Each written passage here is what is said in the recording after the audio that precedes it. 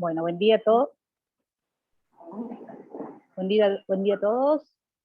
Hoy es el 9º seminario. Quien disertará va a ser Friedman Camila. Ella es licenciada en Ciencias y Tecnología de los Alimentos de la Universidad de Buenos Aires. Actualmente se encuentra realizando una beca doctoral INTA-CONICET bajo la dirección de la doctora Marina Mosbobov y el doctor Dante Rojas. Hoy nos presentará su plan de tesis titulado Estudio de la contaminación de moluscos bivalvos de Argentina con plaguicidas, organoclorados, hidrocarburos y virus. Evaluación de riesgo de enfermar asociada al consumo de los mismos. Bueno, Camila, bienvenida y adelante.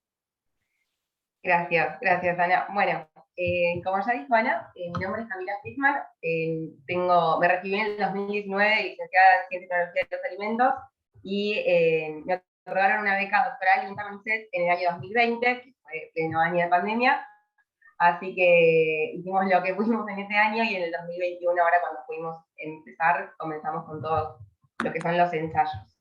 Así que, bueno, voy a arrancar. Es sobre el estudio de la contaminación de moluscos bivalvos en Argentina, con plaguicidas, organoclorados, hidrocarburos y virus, y la evaluación de riesgo de enfermar asociada al consumo de los mismos. Bien, la presentación va a tener los siguientes contenidos: es una introducción, los resultados previos obtenidos hasta el momento, puntos de muestreo, diseños de muestreo, esquema de trabajos y resultados obtenidos en este año, y los planes a futuro. Bueno, quiero avisarles que es mi primer seminario, así que probablemente esté un poco nerviosa, así que díganme si voy muy rápido o si voy muy lento o lo que sea. Así que, bueno, vamos a arrancar con lo que vendría a ser la introducción. Bien sabemos que las enfermedades transmitidas por los alimentos representan uno de los principales problemas en la salud pública a nivel mundial y pueden ser causados por bacterias, virus y por contaminantes químicos. Particularmente vamos a estudiar los contaminantes químicos, los que son hidrocarburos totales derivados de petróleo, que se llaman también TPH, por siglas en inglés, los plaguicidas organoclorados, y virus, vamos a estudiar virus de la hepatitis A, hepatitis C, rotavirus y norovirus G1 y G2. Según la Organización Mundial de la Salud, cada año en todo el mundo los alimentos causan 600 millones de casos de enfermedades transmitidas por los alimentos, afectan 1 de cada 10 personas y provocan la pérdida de 33 millones de años de vida saludable. Los principales agentes o las zetas son provocadas principalmente por distintos tipos de agentes, que pueden ser bacterias, virus, parásitos, toxinas, productos químicos, y las enfermedades diarreicas sí son las más frecuentes causadas por el consumo de los alimentos. Causando particularmente en la región de las Américas, 77 millones de personas se enferman, más de 9.000 personas mueren, y las enfermedades diarreicas representan un 95% de las zetas en toda la región, y el norovirus es uno de los principales agentes etiológicos causantes de estas enfermedades.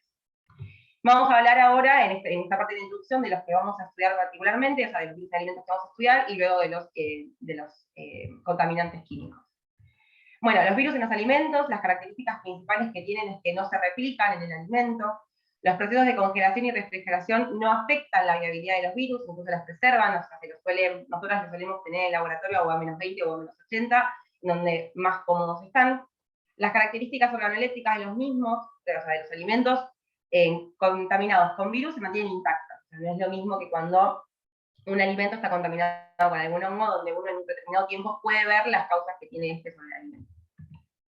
Las fuentes y las posibles fuentes de contaminación en áreas de cultivos y cosechas por contactos con agua contaminadas, o sea, contaminaciones fecales, donde tenemos efluentes cerca de tanto las áreas de cosecha, como podemos observar acá, que es una representación, obviamente no están tan cerca, sino que es una representación de que están cerca de áreas de cosecha, y lo mismo también cerca de áreas de cosechas de moluscos bivalvos, o sea, se pueden contaminar con el agua de riego, y los moluscos bivalvos por agua de cría.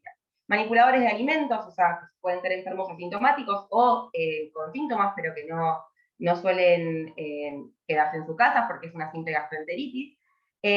Virus zoonóticos, particularmente para el de la hepatitis E, genotipo 3, debido al consumo de animales infectados, o sea, consumo de cerdos que se encuentran infectados con este virus. Entonces, la importancia de la transmisión de los virus a través de los alimentos es cada vez más reconocido a nivel mundial por las distintas organizaciones, ¿sí? Los virus entéricos encontrados y documentados en el tracto gastrointestinal son los virus de la hepatitis A, que causa hepatitis, rotavirus, que causa gastroenteritis, norovirus también, que causa gastroenteritis, y hepatitis E, que son los que vamos a estudiar. Estas son las características que tienen los mismos, son todos provienen de familias distintas, son todas partículas muy pequeñas, todos tienen, casi todos menos el rotavirus tienen tiene ARN simple cadena, menos el rotavirus tiene doble cadena, y tienen distintos genotipos, que uno de los genotipos son los que suelen estar en los alimentos y contagiar, digamos, a la población. ¿Cuál es la situación en Argentina puntualmente? En Argentina, lo que es la hepatitis A, la tasa de notificación de hepatitis A aguda para el total del país tiene una baja incidencia, donde se pueden mostrar distintas fluctuaciones a lo largo de los años, pero generalmente tiene una incidencia muy baja, de 0,04 a 0,18 casos cada 100.000 habitantes según el año. Es causante de hepatitis agudas autolimitadas, que en un 0,6% pueden derivar en hepatitis fulminantes. En anterioridad, la Argentina era considerada un país endémico, pero a partir del 2005, donde se introdujo la vacuna en el calendario, el número de casos y la circulación disminuyó notablemente. Lo que es hepatitis C, las mujeres embarazadas son las que suelen tener un curso clínico más severo, con una posible mortalidad del 20%. Debido a la diseminación mundial que ha alcanzado, se lo considera hoy en día como un virus emergente. El genotipo 1 y 2 principalmente se contagia, o sea, la vía principal de contagio es por aguas contaminadas, y los genotipos 3 y 4 infectan distintos animales, como cerdos, jabalíes, y pueden ser transmitidos al hombre. En Argentina, la presencia de este virus fue mostrada no solamente en individuos infectados, sino en criaderos de cerdos, en una investigación del 2007. Acá podemos ver que los casos igualmente son bajos, en que se los puede clasificar según la región, centro o el Nova. Bueno, y acá podemos observar que una de las principales vías de contagio, una de las posibles causas de contagio, en vez de principales de hepatitis C, genotipo 3 y genotipo 4, pueden ser a través de los moluscos vivos. Norovirus genotipo 1 y genotipo 2 en Argentina se notifican anualmente alrededor de 1,2 millones de casos de síndrome diarreico, según el Sistema Nacional de Vigilancia. Entre los años 2004 y 2013 fue el agente causal del 76,5% de los brotes de gastroenteritis agudas. No se encuentran asociadas a altas tasas de mortalidad, y las vías de contagio pueden ser fecales orales, aerosolización de vómitos, por exposición indirecta a través de superficies contaminadas, una persona que se encuentra con el virus toca una superficie y se puede contaminar a otra persona tocando la misma superficie, y por el consumo de alimentos contaminados. Y rotavirus en Argentina, según el Ministerio de Salud, se notifican entre 1,1 a 1,25 millones de casos de diarreas agudas por año, que el 50% pertenecen a niños menores de 5 años, y que las tasas más altas corresponden a los niños entre 12 y 24 meses. En Argentina hay una vacuna hay dos vacunas, mejor dicho, antirrotavirus incluidas en el calendario de vacunación obligatoria en el año 2014. Eso disminuyó muchísimo la incidencia de rotavirus en lo que es Argentina. Los brotes a nivel mundial más conocidos del consumo, ya directamente propiamente dicho, del consumo de alimentos, ¿sí? Hubo un brote, son varios, ¿no? Estos son los que encontré, los últimos que he encontrado, que los brotes de norovirus en Mallorca asociados al consumo de ostras en el año 2017, donde se encuestaron a 266 afectados, se enviaron las muestras de materia fecal al Centro Nacional de Microbiología, se mandaron las ostras recogidas en el lugar de producción al Centro Nacional de Alimentos, donde estas ostras cumplían con los parámetros microbiológicos para poder ser vendidos y consumidos, pero que eso no incluye una investigación de virus, por eso también es tan importante hacerlo. Y el análisis epidemiológico asoció la aparición de la enfermedad al consumo de los ostras. Luego, según el Centro de Control y Prevención de Enfermedades de Estados Unidos, IEPA, encontró los últimos brotes que durante el 2018 se encontraron casos en lo que vendría a ser centros de refugiados después de incendios forestales cerca de California, en donde se demostró que una parte de estos tenían norovirus causado de malas prácticas de higiene al momento de la manipulación de alimentos, y también de higiene en el lugar, en el refugio en general. Después, en octubre de 2017, se detectó un brote de una enfermedad gastrointestinal entre los asistentes de un casamiento también, donde se identificaron 159 casos consistentes con la infección por norovirus. Y entre el año 2013 y 2018 hubo un aumento muy importante de lo que fue en Estados Unidos de casos de hepatitis A, también por causa de higiene, por mala manipulación de alimentos y por otros casos también. Sin ir mucho más lejos, acá en Argentina, en Bariloche, en el año 2019, hubo un brote de más de 1.400 estudiantes que resultaron afectados por norovirus, por una gastroenteritis aguda, donde las muestras fueron enviadas al Instituto Malbrán y confirmaron que se trataba de un brote de norovirus. Vamos a hablar ahora de lo que son los contaminantes químicos.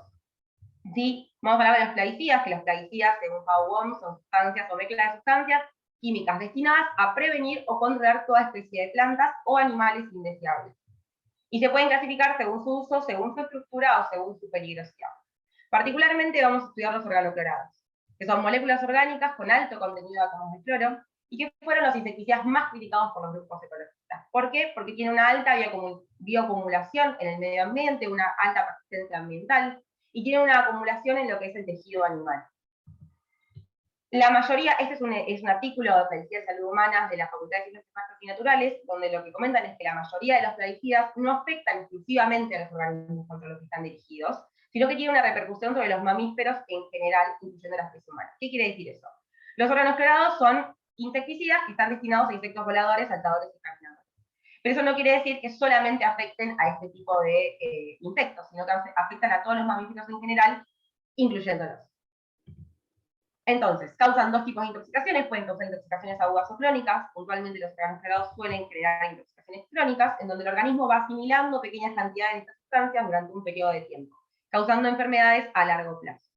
Ahora la pregunta es, ¿por qué los buscamos en moluscos bivalvos si es que son insecticidas? Porque son empleados durante toda la cadena de producción, y no son solamente exclusivos en zonas agrícolas, también se emplean en zonas urbanas, en zonas periurbanas, y tienen un gran impacto en el medio ambiente. Estudios realizados con anterioridad en moluscos bivalvos de bancos naturales y de cultivos provenientes de las costas de América Latina alertan sobre la presencia o la posible presencia de estos de los residuos organoclorados en los moluscos bivalvos.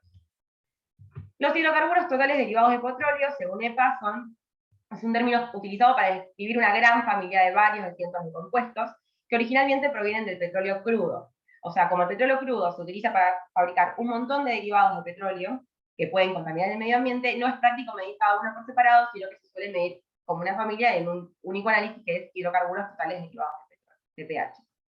Son un riesgo para el consumidor, y eso va a depender siempre del tipo de hidrocarburo, de la duración de la exposición, de la cantidad de sustancia química con la que entra en contacto, pero puede afectar el sistema nervioso central humano y pueden ser fatales a exposiciones. Una exposición alta puede ser fatal. Ahora, ¿qué pasa cuando el TPH entra en contacto con el medio ambiente? Hay dos fracciones, donde una de las fracciones puede flotar, más que nada, puntualmente en agua, digamos, puede flotar y quedar en la superficie formando una capa de TPH, pero los compuestos más pesados son depositados en los sedimentos, en las playas y en los suelos. ¿Sí? Que estos son zonas de crías de moluscos blancos, que suelen estar en determinados sustratos. Entonces, los principales captadores de sustancias diluidas en medios acuosos al ser organismos filtradores, o sea, si los moluscos bivalvos, ahora lo vamos a ver, se alimentan por filtración y en la zona en la que se están criando se encuentran este tipo de compuestos, los van a filtrar y los van a acumular en su tejido. Entonces, existen estudios realizados en moluscos bivalvos de bancos naturales y de cultivos provenientes de las costas de América Latina, no hay ningún estudio muy particular en lo que vendría a ser la Argentina, que alertan sobre los altos contenidos de hidrocarburos y de residuos de plaguicidas, que suponen un riesgo para la salud de los consumidores humanos. Según la Cámara de Sanidad Agropecuaria y Fertilizante, en el año 2019 hubo 4.627 consultas, en donde el 19% correspondían a plaguicidas. De este total, o sea, de estas 879 consultas por intoxicación de plaguicidas, el 32% es a causa de fitosanitarios, ¿sí? El 68% es domisanitarios, que son productos del hogar. Y dentro de este 32%, el 56,1% provenían de insecticidas. En los estudios realizados con anterioridad en lo que vendría a ser sedimentos, acá en la Argentina, en la Patagonia Argentina, se analizaron distintos sedimentos superficiales, ¿sí? Para determinar la concentración.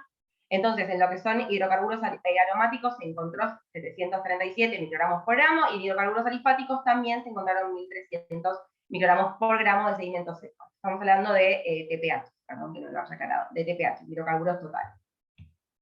Entonces, ahora, si yo analizo este número y digo, bueno, esto es bueno, esto es malo, esto supera el límite o no, bueno, la realidad es que no hay una regulación muy clara, digamos, pero sí lo comparo con distintos papers y con distintos artículos que hablaban sobre la presencia de TPH en los sedimentos, y se encuentran dentro de los valores normales, ¿no? Dentro de los valores normales comparándolos con los demás artículos.